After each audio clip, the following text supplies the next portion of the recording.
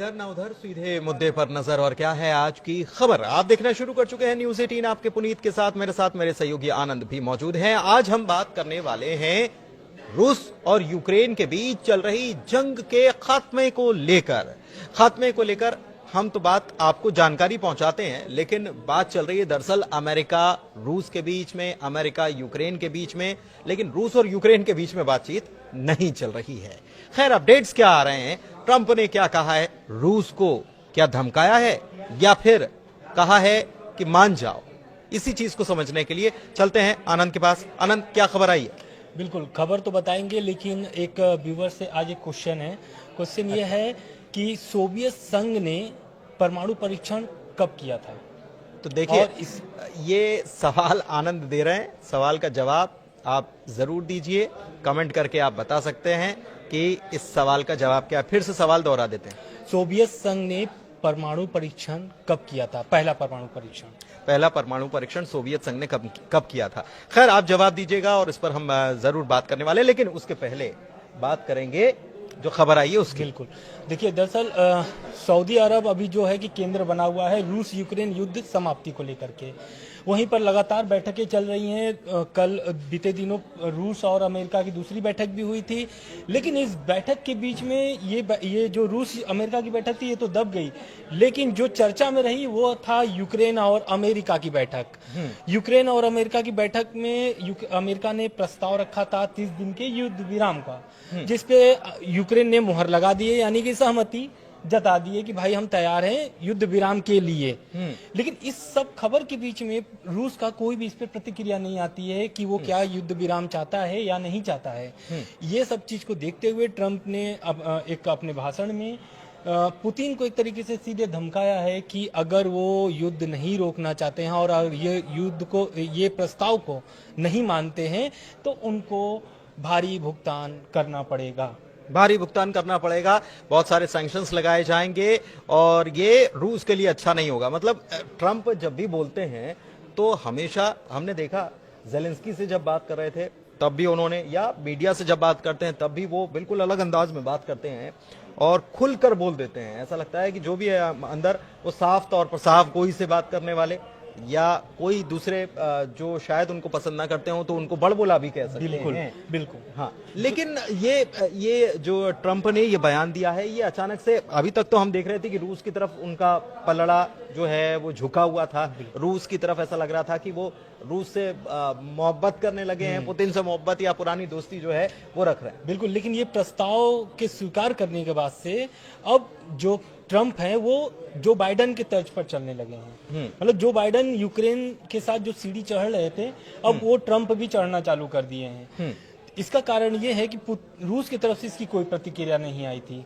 दूसरी बात, जो ट्रंप ने अपनी टीम भेजी थी सऊदी अरब में, यानी कि मार्को रूबियो को भेजे थे, वो मार्को रूबियो ने इस प्रस्ताव के बाद उन्होंने बयान जारी किया था, मतलब एक भाषण अपना वो बयान दिया था रूस के खिलाफ कि अब ये जो यूक्रेन है वो रूस के पाले में फेंक दिया है। उनका बस यही बयान ही था। तो मतलब इससे साफ स्पष्ट होता है कि अब रूस के ऊपर ही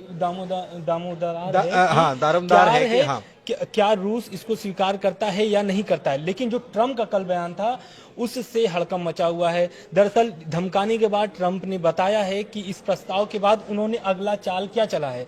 उन्होंने दरअसल रूस के लिए एक टीम भेजी है अमेरिका ने, लेकिन इस टीम में कौन कौन है ये ट्रंप ने स्पष्ट नहीं किया, लेकिन एक टीम रूस पहुंचने वाली है, रूस जाकर बात करेगी। और ये जो यूक्रेन ने प्रस्ताव स्वीकार किया है, इस प्रस्ताव को लेकर के वो पुतिन के सामने रखेंगे।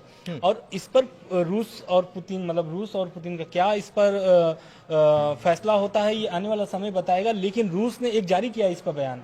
रूस ने बोला है कि जो भी ये प्रस्ताव है ये अमेरिका के साथ बैठक करके ही किया जाएगा, फैसला लिया जाएगा। लेकिन रूस ने यह भी बयान जारी किया है कि ट्रंप और पुतिन की फोन पर बात हो सकती है इस विषय को लेकर के। ठीक है, फोन पर बातचीत हो सकती है। इस बीच एक चीज और, वो है ये कि प्रस्ताव अमेरिका लेके आ आता है 30 दिनों का शांति प्रस्ताव। यूक्रेन सहमति जता देता है, यूक्रेन का प्रतिनिधिमंडल मौजूद रहता है, उनके साथ मार्को रूबियो की बातचीत होती है। यूक्रेन के राष्ट्रपति जेलेंस्की से बातचीत नहीं होती है, जबकि जेलेंस्की वहीं पर मौजूद थे। एक ये दिलचस्प घटनाएं हैं जो एक साथ एक समय पर हो रही थी। जेलेंस्की मिलते हैं किससे? सऊदी अरब के क्राउन प्रिंस से, और उनसे मुलाकात होती है। मार्को रूबियो की भी उनसे मुलाकात होती है। इसके पहले का थोड़ा सा आप समझ लीजिए कि कैसे कैसे चीजें चली हैं। जेलेंस्की ने ट्रंप से मुलाकात की थी, डील साइन करने के लिए गए थे, फिर वहां पर कह दिया व्हाट अबाउट सिक्योरिटीज, हमारी सुरक्षा का क्या? और हमारी सुरक्षा का क्या जब सवाल उठाया तो थैंक यू नहीं बोला, इसको लेकर गर्मा गर्म बहस हो गई। खैर, मैं ये समझना चाह रहा हूं कि सुरक्षा पर तो अभी भी बात अड़ी हुई है।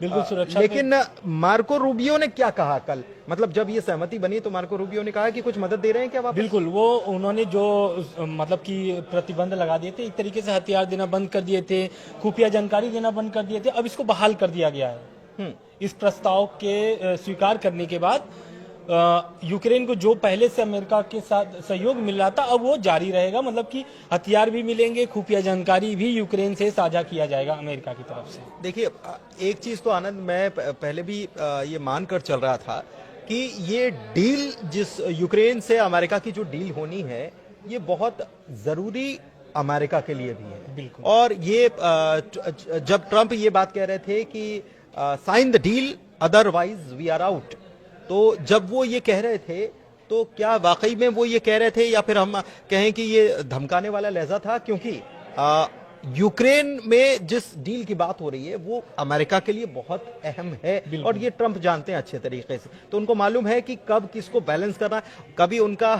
तराजू का, उनका पलड़ा, ट्रंप का पलड़ा जो है, कभी यूक्रेन की तरफ झुकता है तो कभी रशिया की तरफ, और रशिया की तरफ ज्यादा झुका हुआ नजर आ रहा था, लेकिन अब वो पलड़ा पलटा है।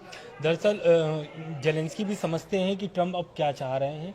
पहले वो सोच रहे थे कि जो बाइडेन से जैसे संबंध थे अब उसी तरह ट्रंप के साथ भी होगा, लेकिन ट्रंप ने अपनी तेवर दिखाए। अब उस तेवर को देखते हुए नरम पड़ गए हैं जेलेंस्की।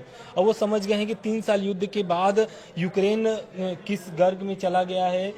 यूक्रेन को उसको उठने के लिए, युद्ध के खत्म होने के बाद भी यूक्रेन को काफी समय लगेगा उसको सही तरीके से चलने में।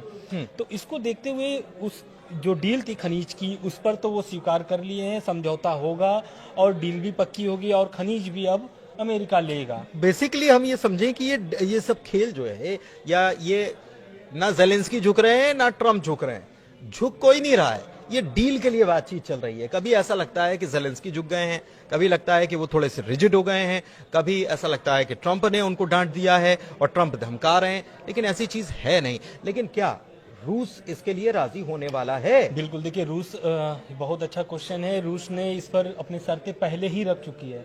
इस प्रस्ताव के पहले ही शर्त जो थे, और उस पे भी अभी लग रहा है कि रूस उसी पे कायम है। पहला उसका शर्त यह है कि यूक्रेन नाटो में नहीं शामिल होगा। ये तो दूसरा सबसे महत्वपूर्ण शर्तें हैं वो शायद न माने अमेरिका।